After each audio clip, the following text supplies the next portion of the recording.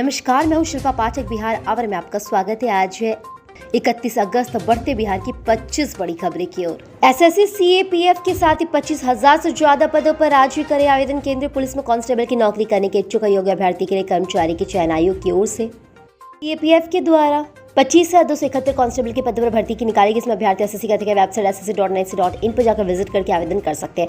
खास बात यह कि एसएससी ने हाल ही में एक नोटिस जारी करते हुए बताया कि एसएससी जीडी कांस्टेबल भर्ती के लिए परीक्षा का आखिरी तिथि नहीं बढ़ाई जाएगी। इसके साथ ही अभ्यर्थी के पास आवेदन के लिए सिर्फ 31 अगस्त 2021 तक का मौका है। वही आवेदन करने वाले अभ्यर्थी 2 सितंबर 2021 तक आवेदन फीस जमा कर सकते हैं। आधिकारिक नोटिस के अनुसार सेंट्रल आर्म्स पुलिस फोर्सों के द्वारा असम राइफल्स में रेजिमेंट के पदों पर भर्ती के लिए इच्छुक अभ्यर्थी 31 अगस्त 2021 तक ऑनलाइन मोड पर अप्लाई कर सकते हैं। आयोग ने अभ्यर्थी को सलाह देते हुए कहा कि आवेदन करने के लास्ट डेट का इंतजार नहीं करें, क्योंकि आवेदन तिथि जमा करने की लास्ट डेट नहीं बढ़ाई जाएगी।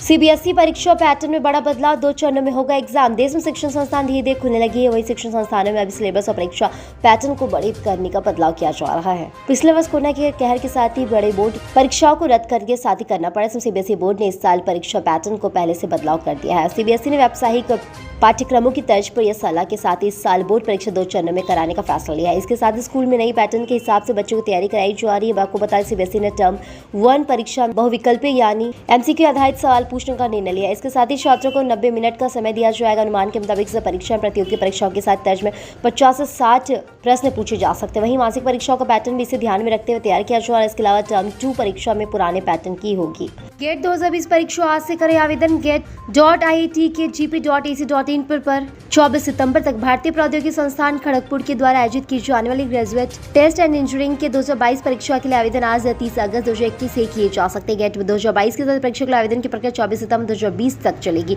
जो उम्मीदवार गेट 2020 परीक्षा के लिए आवेदन करना चाहते हैं वे परीक्षा के लिए आईआईटी खड़गपुर गेट परीक्षा के लिए बनाए गए विशेष पोर्टल get.iitkp.ac.in पर जाकर आवेदन कर सकते हैं। आपको बताया शिक्षा मंत्रालय की ओर से अन्य सरकारी स्कॉलरशिप असिस्टेंटशिप के साथ साथ इस परीक्षा के माध्यम से प्रवेश करने वाले संस्थानों से प्रवेश विभिन्न पोस्ट ग्रेजुएट के कोर्सेज में प्रवेश के लिए गेट परीक्षा में योग्यता आवश्यक है। देश में लगातार 5वें दिन 40,000 के पार कोरोना के नए केस, एक्टिव मामलों में बड़ा इजाफा।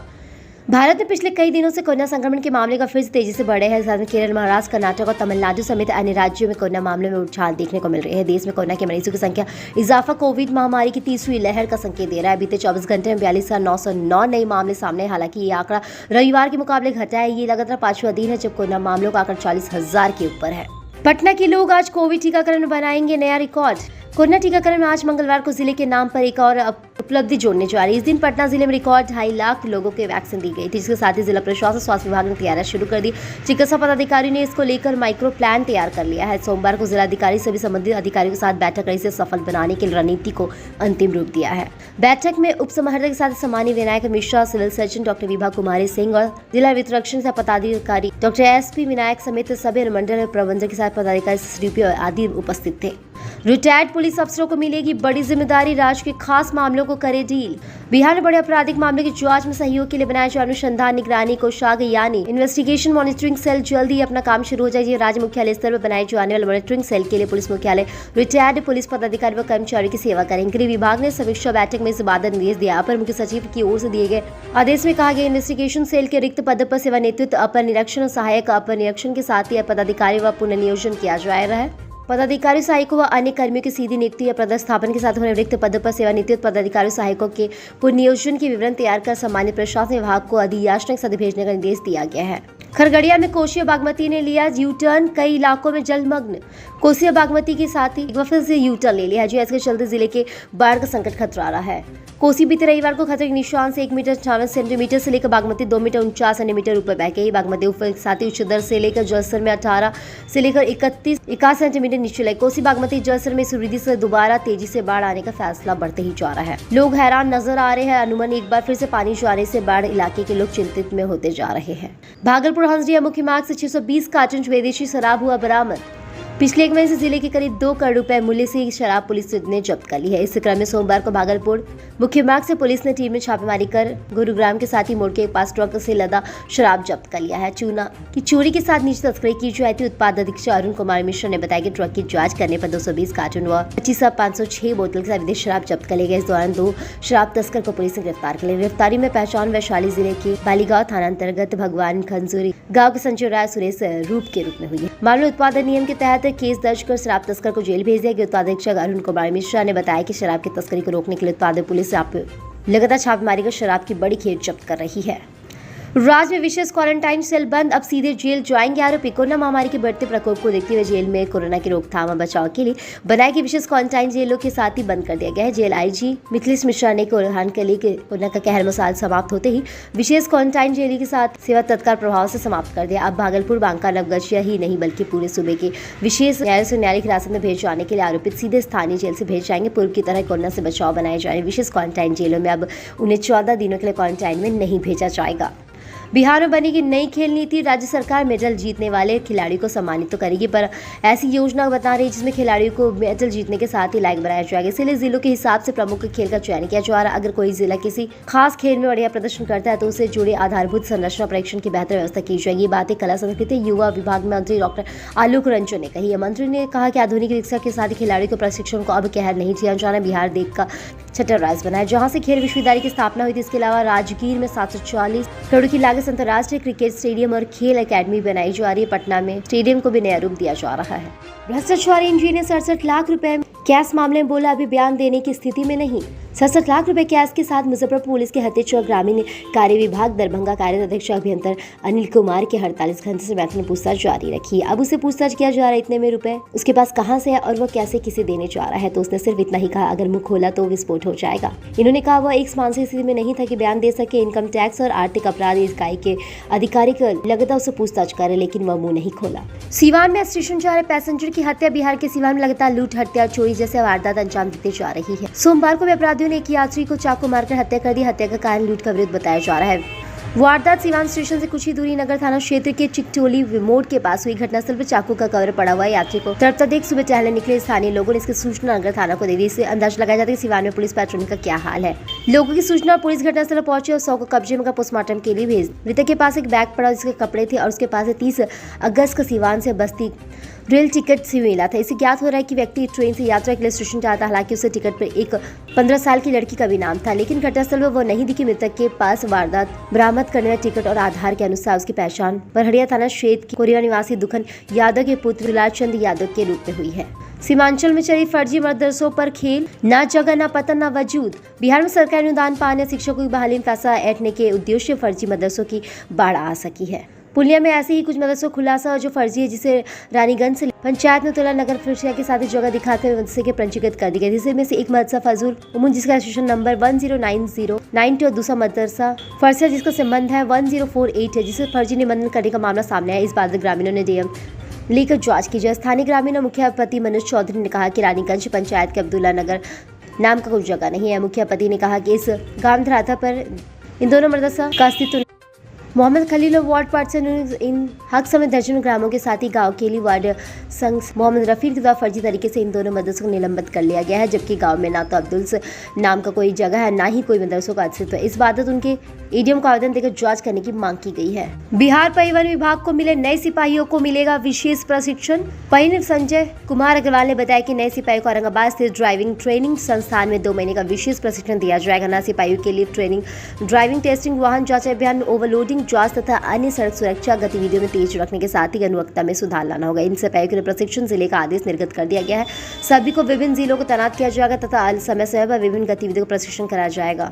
जेडीयू नेताओं को हर दिन बताना होगा अपना काम। अब पटना जाकर जेडीयू के द्वारा नेताओं को बड़े नेताओं की गणेश परिक्रमा नहीं करनी पड़ेगी। जी हाँ, इन्होंने उनके नाम की समीक्षा जेडीयू ऐप के माध्यम से होगी। इस पदाधिकारी को अपने नाम की रिपोर्ट और काम के साथ ही रोज अपडेट करनी होगी। इसकी समीक्षा प्रतिदिन मूल्यांकन ऐप की टीम से और समय समय पर प्रदेश अध्यक्ष करते रहेंगे। हालांकि ऐप की लॉन्चिंग का डेट अभी तक तय नहीं किया गया। प्रदेश अध्यक्ष उमेश कुशवाहा ने बताया कि कार्यकर्ताओं शिकायत रहती ही उनके कार्यों को लेकर उचित सम्मान नहीं मिलता है। इसलिए पार्टी ने तय कर जेडीयू के काम करने वाले कार्यकर्ताओं को काम के अनुसार सम्मान दिया जाएगा। बेहतर करने वालों को सम्मानित किया जाएगा। इसके साथ ही जेडीयू ने एक ऐप बनाई है। पार्टी का इंटरनल ऐप होगा जिसके माध्यम से अध्यक्ष, विधानसभा क्षेत्र के प्रभारी, लोकसभा क्षेत्र के प्रभारी, जिला के अध्यक्ष और जिला के पदाधिकारी और प्रदेश के सभी पदाधिकारी शामिल होंगे। मोतिहारी में बनेगा इंटरनेशनल स्टैंडर्ड का रेलवे स्टेशन। बिहार के बापूधाम मोतिहारी अंतर्राष्ट्रीय के साथ ही रेलवे स्टेशन बनेगा, जिसको लेकर रेलवे बोर्ड ने हरी झंडी मिल गई है। देश के 3 स्टेशनों को लेकर स्वीकृति मिल गई। इनके साथ ही ECR रेलवे से बापूधाम मोतिहारी स्टेशन का चयन किया गया है। बोर्ड में स्वीकृति पत्र में पहले से नंबर पर बापूधाम मोतिहारी को प्राथमिकता दिया गया है। इसके अलावा दूसरा स्थान भुवनेश्वर का, तीसरा सोमनाथ रेलवे स्टेशन का। इस संबंध में रेलवे स्टेशन दिल्ली के station development deputy director Harish Chandran railway land development authority को पत्र लिखा है। स्कूलों में 7 दिन तक बच्चा नहीं आया तो बुलाए जाएंगे, मास्टर जी विभाग का फरमान। विद्यालय में बच्चों की नियमित उपस्थिति और गुणवत्तापूर्ण शिक्षा उपलब्ध कराने के लिए विभाग ने जिम्मेदारी तय कर 75% उपस्थिति का लक्ष्य तैयार करते हुए विद्यालय प्रधान के सभी विद्यालय के साथ शिक्षक और स्कूल संस्थान के साथ ही केंद्र समन्वय को लेकर जिम्मेदार बताया गया। साथ ही सभी यह कहा जा रहा है कि कोई छात्र एक हफ्ता पर लगातार स्कूल में अनुपस्थित रहता है तदुपरांत उसके अभिभावक संपर्क कर विद्यालय नहीं कराने के साथ ही जाएंगे। इसके लिए अगर कोई रजिस्टर बनाया जाए तो उसमें शिक्षा गुणवत्ता सुधारने ऐसे अभिभावकों को सहयोग लेने का निर्देश दिया जाएगा। DPO ने कहा कि सभी विद्यालयों में हर महीने टीचर पेरेंट्स मीटिंग किए जाएंगे। इसके साथ ही बच्चों के शैक्षणिक गतिविधि पर भी नजर रखी जाएगी। आवश्यक होने पर पेरेंट्स से मदद भी लेने को कहा जाएगा। साथ ही इसके अलावा हर महीने छात्र छात्रों का मासिक मूल्यांकन भी किया जाएगा। पंचायत चुनाव से पहले बदले गए नियम, सरपंच की बड़ी जिम्मेदारी। बिहार में अगले 5 वर्षों से पंचायत सरकार के गठन की कवायद शुरू कर दी। 11 चरणों में होने वाले चुनाव के लिए सूचना हो चुकी है। 24 सितंबर को पहले से चरण के साथ मतदान होगा। इसके लिए पहले से पंचायती राज विभाग ने नई सिरे से मुखिया सरपंच पर दायित्व का निर्धारण कर दिया है। मुखिया को जहां ग्राम और सभी पंचायत के बैठक बुलाने का अधिकार होगा, उसे इनमें से लेकर जिम्मेदार विकास योजनाओं के लिए मिलने वाली पंजी की निगरानी के साथ जिम्मेदारी होगी। सरपंच गांव में सड़कों के साथ रखरखाव से लेकर सिंचाई की व्यवस्था, पशुपालन व्यवस्था को लेकर बढ़ावा देना जैसे कार्य करेंगे। मुखिया के साथ सरपंचों को पंचायती राज व्यवस्था में 3 बड़े अधिकार दिए जाएंगे।